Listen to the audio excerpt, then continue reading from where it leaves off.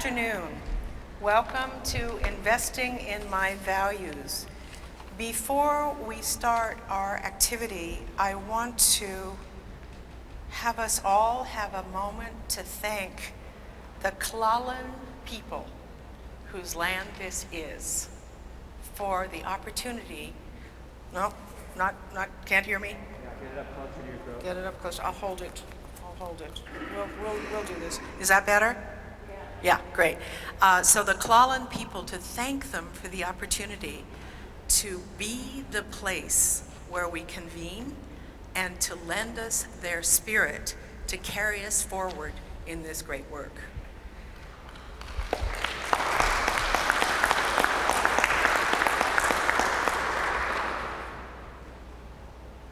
On your benches, you should have 3 pieces of No sound. You went away? You went away? I went away. Here, why don't I Hold that. just hold it? Okay. Is this, I guess it works. So on your bench, or if you can reach and get some, there are 3 pieces of paper. There's this letter from Jim Garriston, there's an evaluation form, and there's a Good Food Web invitation. And if you can, before we get too deeply into this event, if you could find a pen and just have it handy, because you'll need it. Okay, my name is Theodosia Ferguson, called Theo, founding member of Vital Systems, a California flexible purpose corporation. I was born into a banking family and a lifelong advocate for social justice and environmental vitality. I'm a founding member of Slow Money and a founder of Slow Money Northern California. I'm passionate about democracy, vitality for all systems, sourcing local food, growing resilient economies, and I'm very grateful to the spirits of life. Jim Garriston, who may be known to some of you, is a remarkable person, the president. Gotta be below your mouth. Okay, You put it over okay. here. How about like this? Sideways like that. Okay? It's okay. Alrighty. Sorry. Is that right?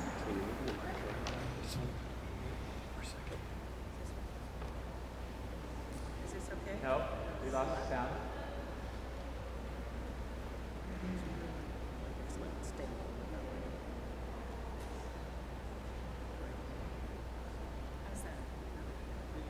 Turn it back on. All right, now we're there? Fantastic. Woo! Okay, so Jim Garriston is one of our major heroes in this movement of fighting for a GMO-free future. I'm calling our panel the absent, a powerful panel, absent, the old, the young, and the handsome. So that's who we are. So basically what Jim has done for us all, he's the president of the Organic Seed Growers and Trade Association of Maine. He was the lead plaintiff in the first case that resulted in a new critical protection, as a result of which Monsanto will not sue farmers for patent infringement should they encounter any GE contamination or drift.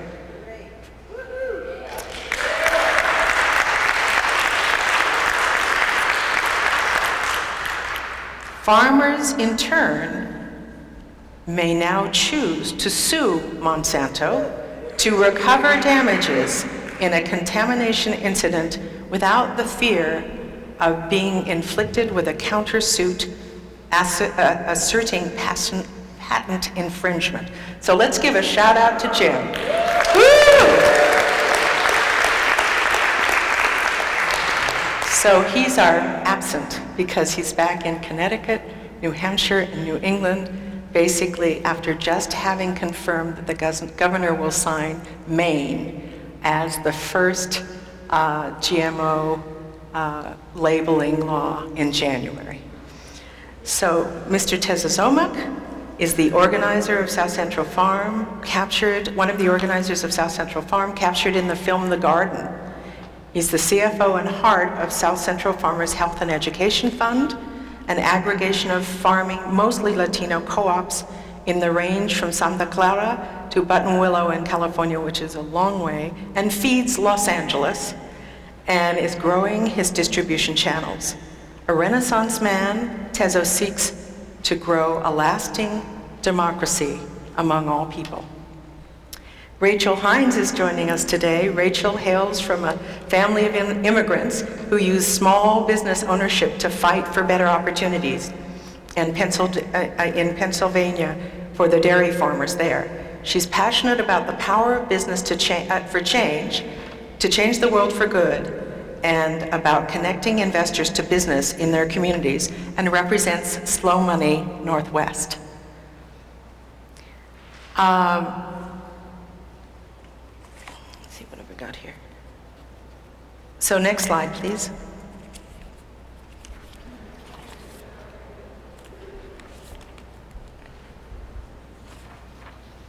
The outcomes today that we seek are to live and act as owners, having the ability to choose and to speak up for living systems through my economic and political power, my money and my vote, through the reduction in the disparity of income in ways that advocate for a world in which we want to live through our ownership capital.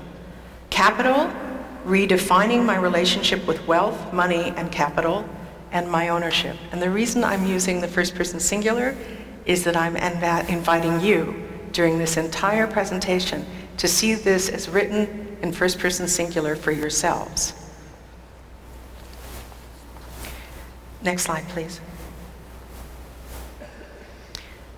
The disparity of income is severe. Maybe I better sit down so you can see. So the red areas are the top 80% of all the money in the United States, both net worth and financial wealth distribution. Next slide, please. The Global Economic Forum survey of 50 global risks assessed severe income disparity as the #1 global challenge. This is the second year in a row that 1,000 experts in industry, government, academics, and civil society were asked to assess identified widening gaps between the richest, poorest, and poorest citizen as the most likely global risk. Next slide, please. I wanted to have you really grasp what $1 trillion is. So, the pointer, did you give me the pointer? Oh, you're gonna do it? Great. Oh, how did we get here? Next slide. Whoa. Sorry, I'm sorry, I missed one. Can you go back, please? I'm sorry. Okay. At this time in human history, all profits from actions undertaken by the human family are measured primarily as financial profits.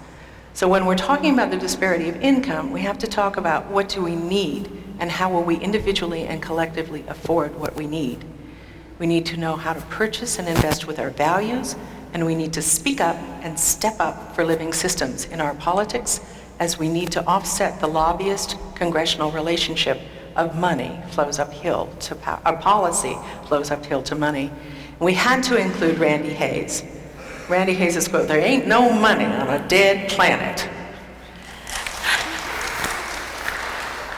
So next slide, please. So again, I wanted to share with you what $1 trillion is. There's $10,000, then there's $1 million, then there's $100 million. Next slide, please. Then there's $1 trillion.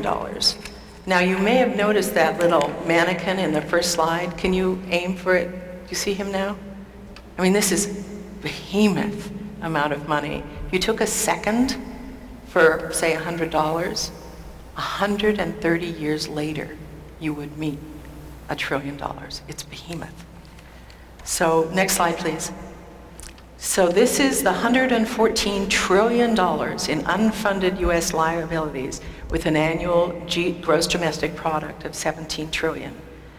So, you know, if we didn't take any other money except to pay this down, you know, for 6.5 years, then nothing else would be paid for. So these underfunded liabilities, we have to remember that in addition to that, 70% of all the money that is exchanged every day in the United States comes from consumer transactions. We have a huge amount of power. Next slide, please. So I seek to inspire us to live and act as owners so that we can speak up for living systems through my economic and political power, my money and my vote, through a redefinition of capital. Next slide, Pete. So we each have 8 kinds of capital. We have our intelligence, we have our education, we have our experience, we have our assets, which includes money. We have our ability to enroll, and you guys are really good at this. The ability to teach, also another. Natural capitalism, and time.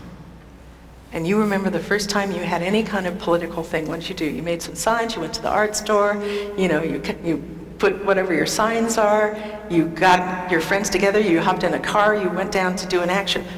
You just used 8 different kinds of capital to do that.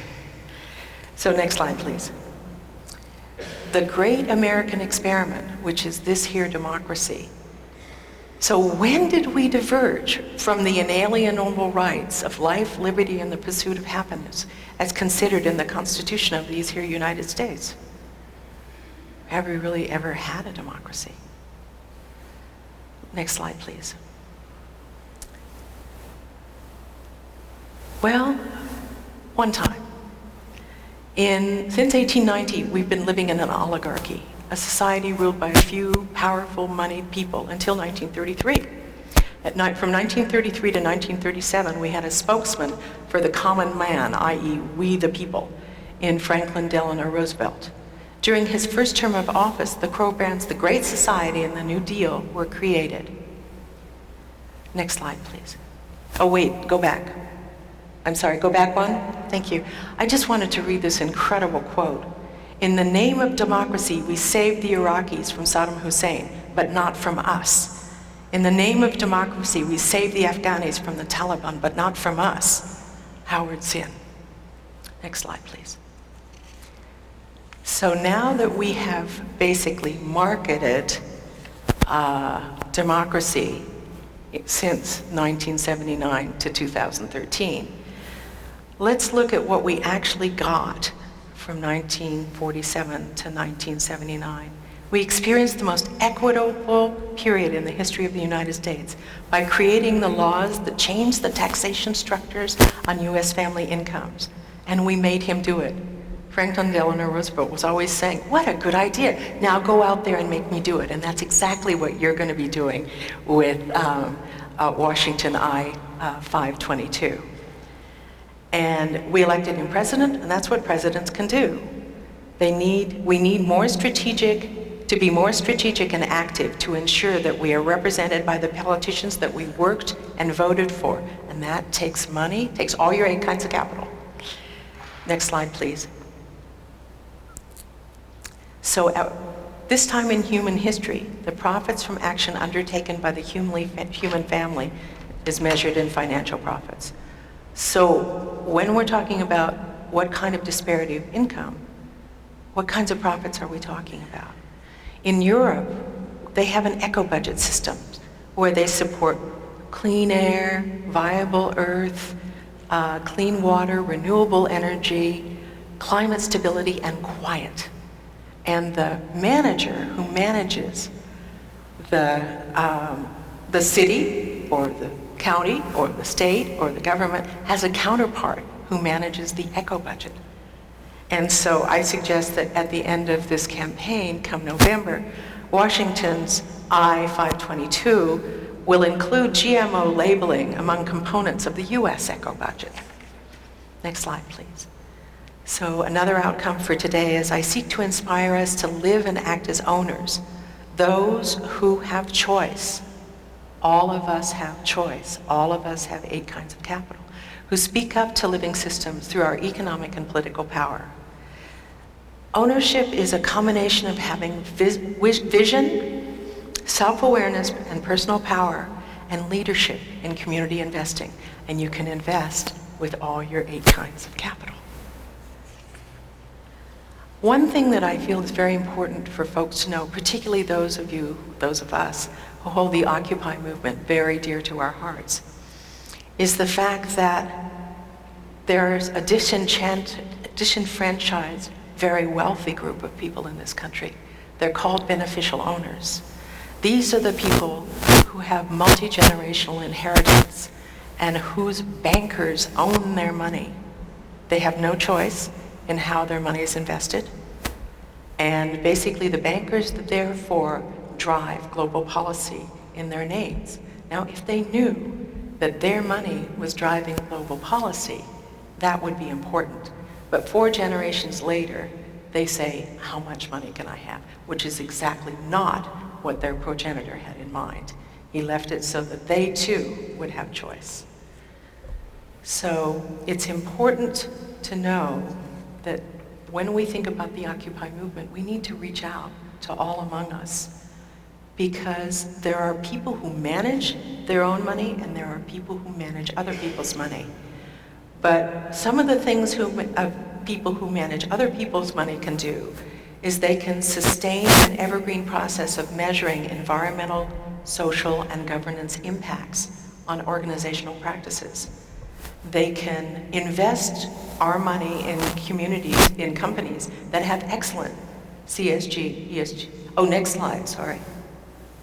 One more? No? Thanks. That have excellent environmental, social, and governance reporting. They can drive investor advocacy to affect multi-billion-dollar organizations to be accountable for their practices that result in increased greenhouse gas emissions, predatory lending, violations of indigenous sovereignty, among other issues like I-522. I want to assure you that there are people among us who are working every day at every level of sophistication to ensure the health of living systems. Next slide, please. What does ownership mean? Cooperative ownership? Oh, next slide, please. Is that, okay. Cooperative ownership. There are B Corps, which are exterior monitors of good company behavior. There's a benefit corporation, which is another way of external measuring internal behavior. The corporation that I have the honor of founding and assisting is called a Flexible Purpose Corporation, which is a California corporation where we measure our outcomes, and they're very different than financial outcomes. These entities design systems to track metrics to ensure that social, environmental, and governance oversight occurs. Next slide, please. So economic and political advocacy, we have to put them together. All of us are advocates for our values, our constitutional inheritance, our rights to robust communities. We can choose an advocacy in parallel. It's both positive and negative. In other words, if I'm fighting something, you know, oh, this is a bad practice, or this is unjust, or whatever it is, that's good. You have to do that. But you also have to draw the future for you, or punch into the future that you want to have by basically being as creative as you can and working collectively and effectively consolidating our, as Alberto Nieto said, our understanding of our being one organism working to create a resilient future. We can use our 8 kinds of capital for ourselves and with each other. And when you consider filling out your evaluation of choices of what did I do when I acted politically, or what of my 8 kinds of capitals do I use, and what are the financial organizational models through which I can work and through which I can advocate my values economically. So next slide, please. So repeat after me, I decide. Come on, I decide, right on. But there's one thing about the dichotomy of ownership that's very, it's worthy of considering. And that is that there's a lot of vulnerability to an island of sanity in a world of chaos that can take us down. Some incredibly large and robust cooperatives were significantly hit by the 2008 financial crisis. And because of their robust cooperative practices, they have recovered well. Mondragon, perhaps you're familiar with in Spain, and Emilio Romano, which is a very large co-op.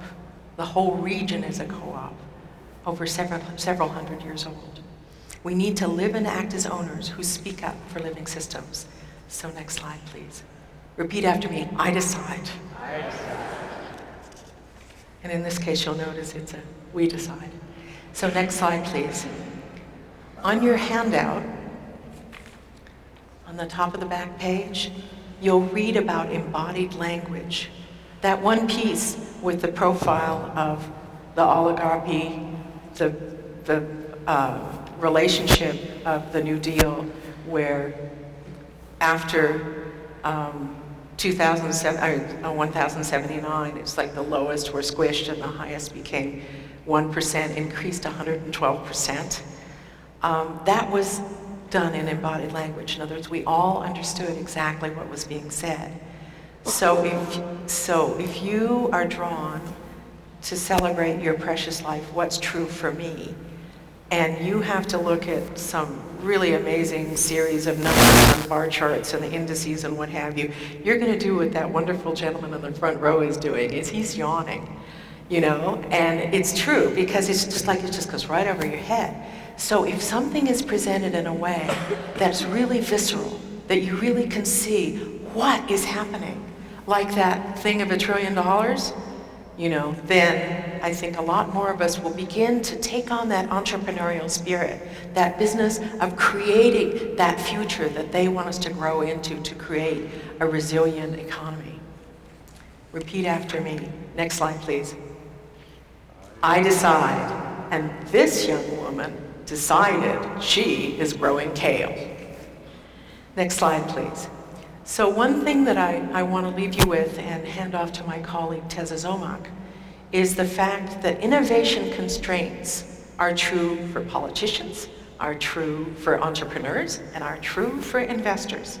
We all have a lot of permitting, Salesforce, labor laws, SEC rules, compliance issues. We all have that. So if we can begin to look at ourselves as a lot of people, we are a lot of people trying to work together to create the resilient future that we want.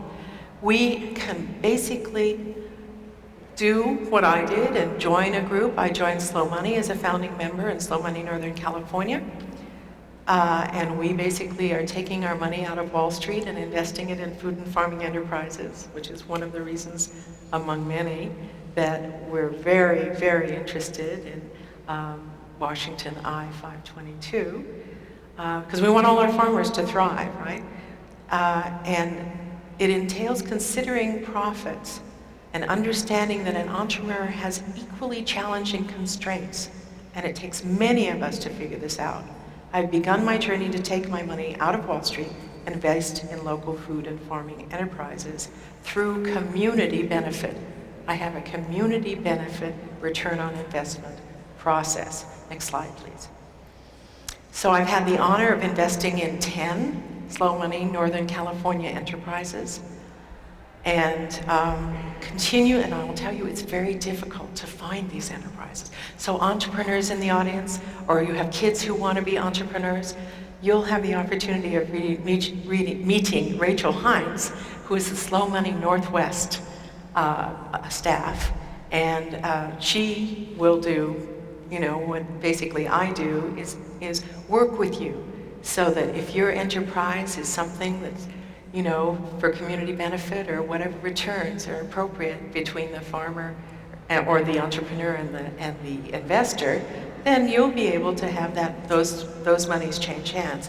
Slow Money now has 28 chapters around the country, 3 working groups, and 2 international chapters. So look to us, join us. Now I'm going to go back, next slide, to the fact that you have 8 kinds of capital. And just let you sit with that for just 1 minute. Not a minute, how about a couple of seconds? And then next slide, please. So let's use our money and our political clout and effective ways to aggregate our community as well as our 8 kinds of capital, and use our embodied language to communicate between those of us who perhaps have different languages, to perhaps, need 4 or 5 people to participate in a venture. I'm very proud that in 3 of my investments, there are some folks that love the investment and had like $500. And there are others that are coming along now where you need $10 to be an owner. That's good. So I'd like to take this time to thank you and to pass, next slide please, and to pass this over. No? Okay, all right. Oh boy, I'm really behind, aren't I? No, you're done. I'm done, okay. So if we could have Mr. Tezozomoc slides, please. I'll introduce Tezo.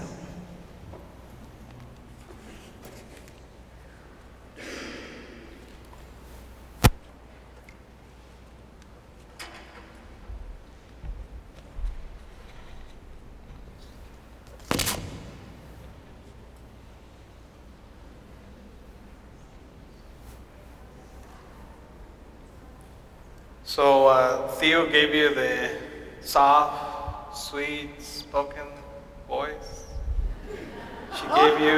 She gave you embodied language. I'm going to give you the bad cop and the disembodied language. You're the handsome guy. All right, Theo, you want to introduce me? We're ready to go. Sure, I introduced you and I'll be happy to introduce you again. You have the mic on the paper, under the paper. So Tezozomoc is the organizer of South Central Farm. Some of you guys remember the movie The Garden that was nominated for a documentary award about the folks after the Rodney King riots, the Latino folks who were given 14 acres that for 8 years was the largest community garden in the United States. And then through a couple of very horrendous breaches of democratic practices was razed to the ground. And he has basically pulled together an aggregation of farming, mostly Latino co-ops that range from Santa Paula to Buttonwillow in California, feeds Los Angeles, and is growing his distribution channels to Northern California. A Renaissance man, Tezo seeks to grow a lasting democracy among all people.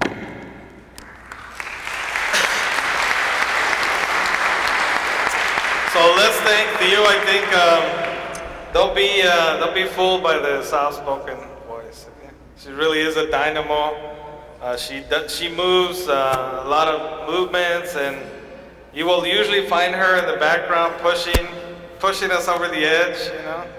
So I think we really need to thank her for all her generosity and as for disclosure, she is supporting our project. But we've grown together as peers, and really this is the basis of us having this discussion about if we're going to move forward and we're going to be the ones that decide, then we have to kind of self-educate. Part of the practice of autonomia is how do we negotiate the engagement between what is practices to opposing views, right? It's people who have the money and the people who don't have the money. And we began this discourse, this discussion between us about how can we have this discussion.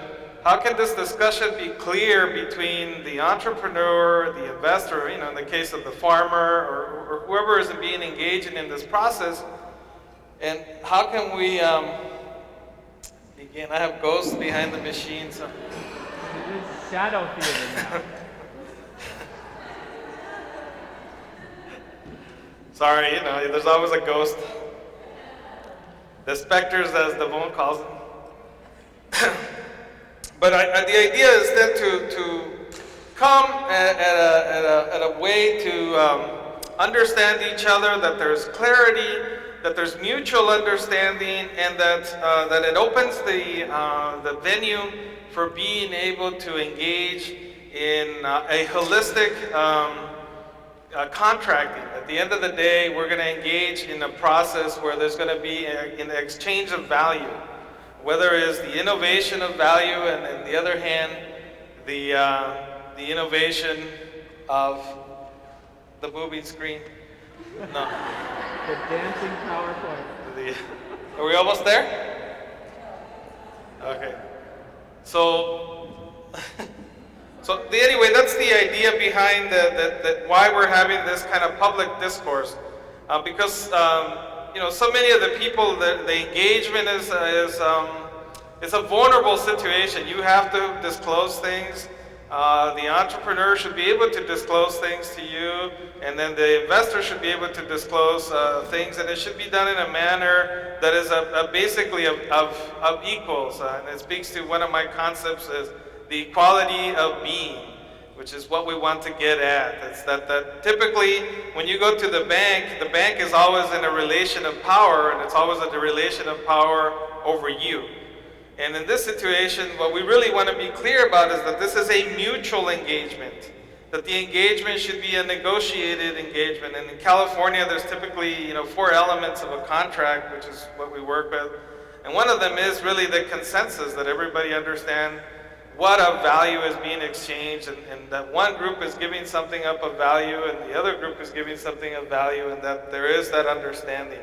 So with that in mind, I think let's go to the next slide. So my agenda, and I will cruise through some of this, is really to cover innovation, community benefits, redefining community benefits, and then a kind of a sample of how we can do a community benefits modified internal rate of return for those folks who haven't fallen asleep from all the rice they ate.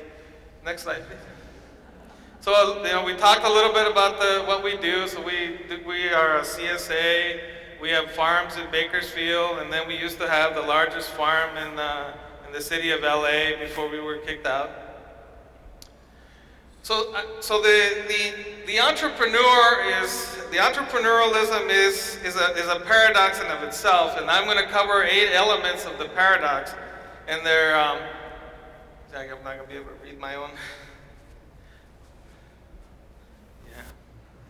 Is it focused or am I just blind? Okay, I'm not blind. So the entrepreneurial opportunities are complicated by uncertainty, but would not exist without uncertainty. So these are the elements. You can read along here to entertain you. I've taken many of these from P. Lewins from the University of Texas and on radical subjectivism and the entrepreneurial paradoxes. Next slide. In entrepreneurship, opportunity for everyone is an opportunity for no one in particular. Okay, so we talk about opportunities exist in place. We've talked a lot about in vivo opportunities. We've talked about that these are opportunities for temporary monopolies and so many of these things like that. So when something gets out of it, it's no longer an opportunity for one, nor an opportunity for many. Next slide. Entrepreneurial opportunity are subjective and objective, discovered and created. And so this whole process is, as you work on things, and I'll talk a little about the innovation process, you find the needs, the real needs, and the things that are needed, and this is how you get at finding an entrepreneurial opportunity. Next slide. Entrepreneurial action is both equilibrating and disequilibrating, successful and unsuccessful. So these elements, when you're trying to create critical mass, is you do what I call a two movement situation. You create critical mass, and then you move, but that movement disturbs your system. Then you gotta refocus the system, make another movement to create more critical mass, and then there's another disturbance. So it's a kind of a cyclical, dissipated systems that allows you to kind of create these opportunities. Next slide. Entrepreneurs act on plans that are never completely successful. And this is, I worked on very large projects, and the first thing they tell you, oh, we need a plan. And then, it's like you spend 2 years putting a plan together, and like in 2 months, the plan's no longer any good, right? So you got to rebase the plan, right? You spend another year rebasing the plan. And then you forget what you started to do. So this is kind of capturing this idea. Next slide. Entrepreneurial action can be understood but not predicted. So it's always inchoative, means that hindsight is 20/20 is another common term for this. And a lot of times what we do and the work we do is, and actually I think Google practices, and they've gotten criticized a lot for this, which is the spaghetti distribution of their software. So they throw 10 things out and then see what sticks. And it's kind of a shotgunning effect. So a lot of times folks do this kind of behavior and this kind of, and then you write the narrative after it succeeds. Next slide. Entrepreneurship can be learned but not taught. So this is there's a really fantastic case that you should all read. It was about Webband. So Webband did this. They had all the plans. They had this fantastic analysis. They went and got venture capital for $1 billion. And the idea was that they would deliver your groceries to your house.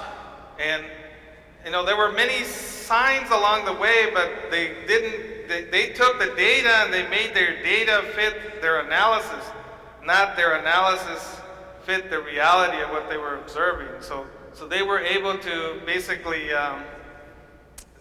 they said, well, this fits what we've learned, but it didn't really play out that way, and they lost basically $1 billion of investors' money. Next slide. The elements of the category entrepreneur are all unique individuals whose characteristics almost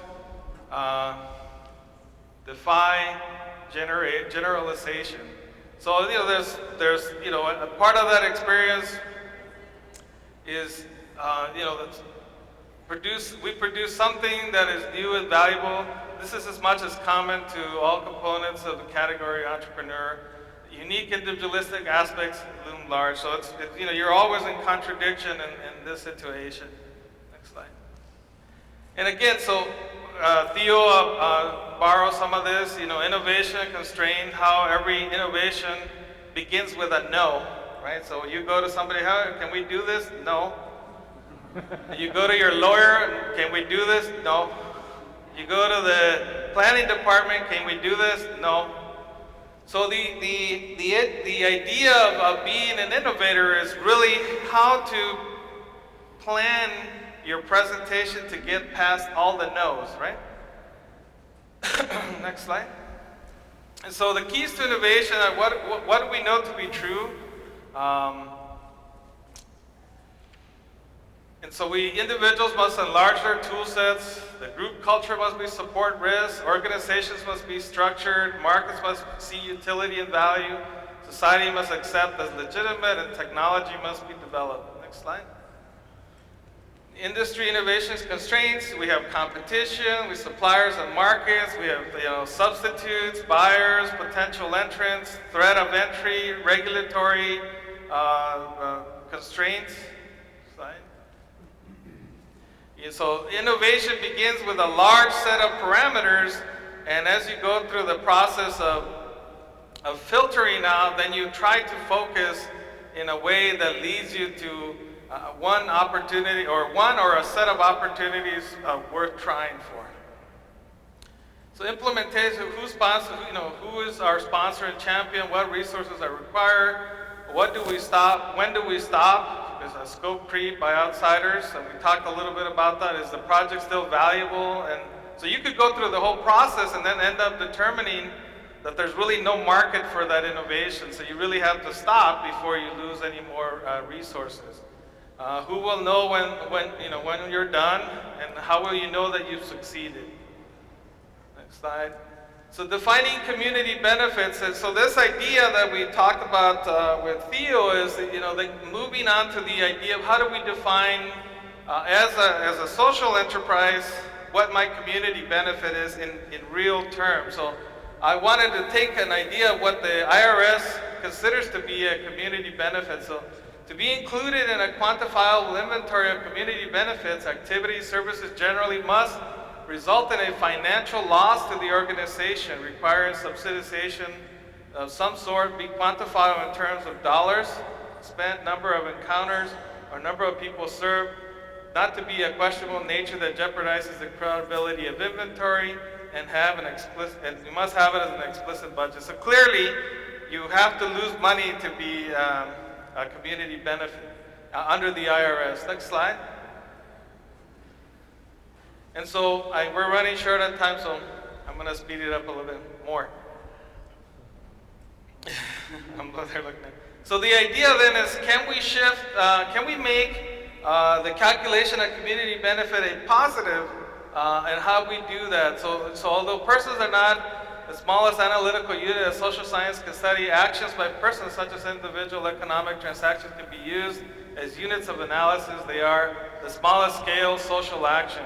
How can the investors and the entrepreneurs measure the economic impact of these social actions in the forms of community benefits? Next slide. Projects must be qualified against the latent effect of individual social actions. The entrepreneur can only make social choices on how to accumulate or distribute resources. Community benefits derive directly or latently from those individual economic actions. In traditional finance, the IRR or the modified IRR are used to measure attractiveness of a particular project. Next slide.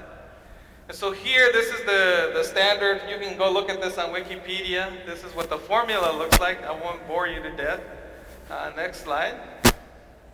And so here we have an example of how we have a typical, we have one employee where you're paying them a living wage over a series of years. We have a community benefit modified internal rate of return of 4%, and then the cost benefit of the community, you can see, is 8%. So I'm proposing with a cost of capital of 5%, basically, so an interest rate of 5%. We show an example of how you take what the IRS says is a negative on your side, and then you move it to the positive side. This is a community benefit, and you can measure it even to a prospective investor and say, here's what my community benefit is worth to you as a social impact investor, and this is what it costs us to do this social benefit. Next slide. And so again, in concluding then, as you can see, mitigating the guess can be done in the following manner. So planning versus assumption identification, execution versus experimentation, optimization versus satisficing, maximization versus minimization, error avoidance, failure acceptance, persistence versus change. Okay?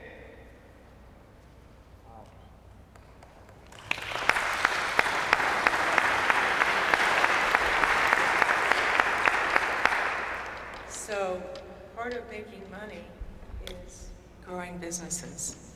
And so that was a really well-couched, I'll be a tad esoteric, but we need to learn. We need to learn how to do this, because if we're going to become the businesses of the future, we need to learn. So I'd like to, again, introduce my colleague in Slow Money from Slow Money Northwest, right here. So this is the lady that you go to if you want to get some slow money from Slow Money Northwest. And if you have entrepreneur friends and family, come and join them, and she'll explain how they work here. Thank you, everyone. So my name is Rachel Hines, and yes, I am the local money gal. And in my experience, that gives people one of two reactions. Either they come running towards me because they really want to talk about money, or their eyes glaze over and they run out of the room. So I want to talk to you a little bit, before I get into what Slow Money does and what I want to talk a little bit about what my perspective is on money. I'm really an activist at heart. You know, I was the 11-year-old that became a vegetarian and used to write furious letters to all the environmental organizations that I could get my hands on. But I'm also an activist that really believes in the power of business. And I'm also an activist that really believes in the power of money. Money, in my mind, yes, it does have all of the power dynamics that Mr. Tezo talked about. But I want us to also remember that money is a man-made construct, and it is a tool. So most of what we hear in the news is about money being used for evil, but I also argue that it can be used for good. And so what we at Slow Money Northwest do is that we connect investors to small businesses. And I want to be clear on what I mean by investors. I believe that every one of us in this room is an investor. Whether you have $5 million to invest in a farm, or you have $5 to go to the farmer's market and buy some of the produce from that farm. I know I myself fall into that second camp. So there's a number of different ways that we do this at Slow Money Northwest. We have pitch events where we have our entrepreneurs come in and talk to our different investors. But we also are more and more working with people that just want to get involved. They're not quite sure what that looks like. They're not quite sure what it means. But they want to find a way that they can get involved. So we believe that when you think about investing in your values, and I was very excited about this topic because it's very much what we do at Slow Money Northwest, we need to think beyond the financial returns. So we think about 5 different forms of capital. So earlier Theo talked about her 8 different types of personal capital that you have. We at Slow Money Northwest think of 5 different types of capital. We think of the financial, and the financial is important. I don't want you all to go out there and lose your shirt. I want you to make some sort of return on your investment. But I also want you to think about how your investment can have an impact on human capital for the business. I want you to think about how your investment can have an impact on the social capital for the business, how it can have an impact on produced capital, and how it can have an impact on natural capital, environmental capital. This old paradigm of only looking at financial return on investment is unsustainable. We all know that. So I wanted to tell a story really quick. I know we are running short on time, so I won't take up too much more of your time, and I want to make sure we have some time for questions, and I will be here the rest of the afternoon if anyone would like to speak with me. We are working with a group that's out of the Independence Valley, that's just south of Olympia. So I'm not sure if you all are familiar with that area. There's businesses such as Helsing Junction and Oli Kraut, which is an artisan sauerkraut company that's been around since 2008, that are out of there. Was that for Oli Kraut? Yeah, great. Sasha's a good friend of mine, actually. We went to school together.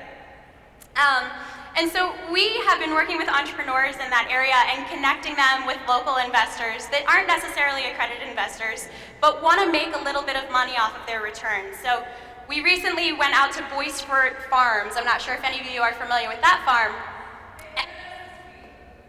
I'm sorry? Oh, okay, wonderful. So they want to purchase a root washer. So a root washer is basically a gigantic barrel that helps them wash all of their root crops. There's actually a fascinating 9-minute video that demonstrates how it works, which I'm happy to send to you if you're interested. So when we took, it's actually very helpful for the farm. So when we went out to the farm, we took a couple of investors that are interested in investing in this piece of equipment. And so we talked about what the financial return that they could get is. But we also talked about what some of those returns on natural capital would be. So they are going to be saving quite a bit of water because of this barrel washer. They're also going to be saving in human capital. The time that their employees currently spend literally standing there with giant galoshes with a giant hose going like this for hours on end can be saved. They can be spending that time going somewhere else.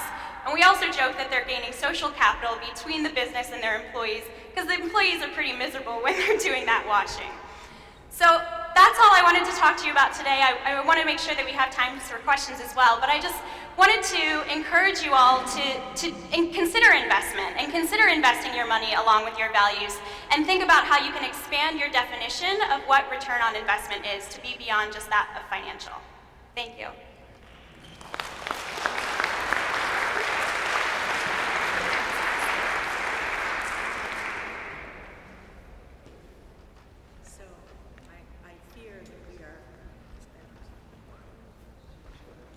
So I fear that we're running a little bit behind Jesse, is it okay? We should wrap it up right now, okay? Yes, please. Great. So, is she going to put that last slide up, Paul? Yeah. Okay, great. So, I want you to please refer to our handout and give us your comments.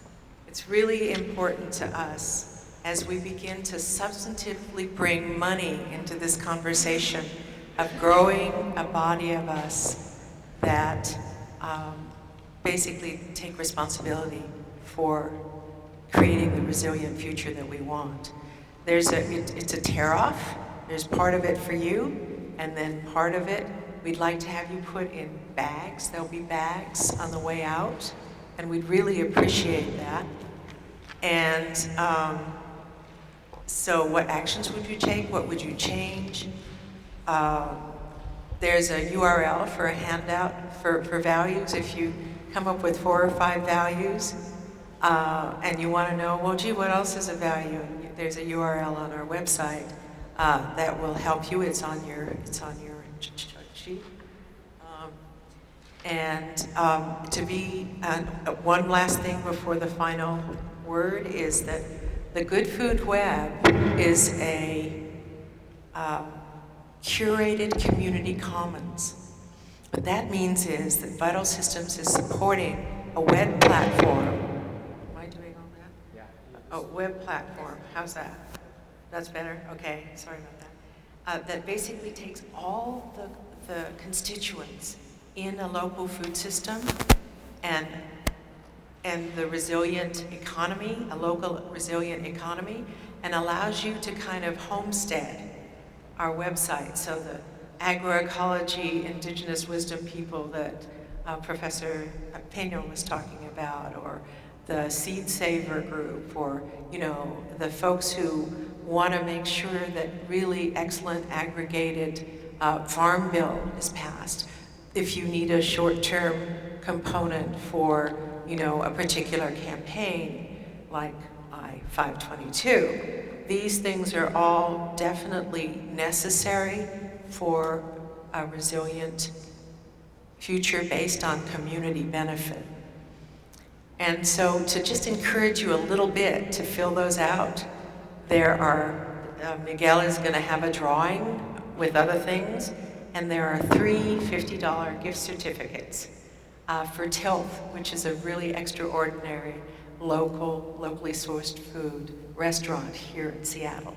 So we encourage you to fill out your forms, put them in the bag, and look to receive one of those returns, one of those prizes.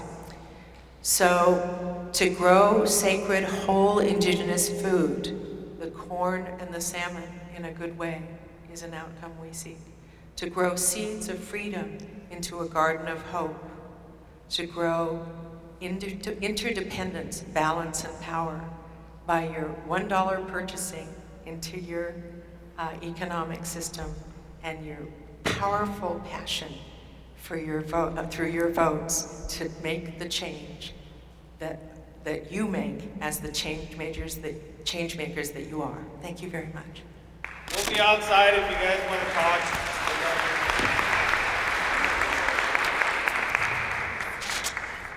Thank you. The next plenary will be in 3 minutes.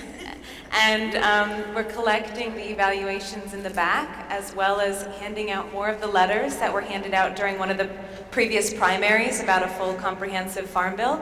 We urge you guys to sign on. So those who didn't get a copy, we have plenty in the back, so please come and get one and see us if you want to sign on. Thank you.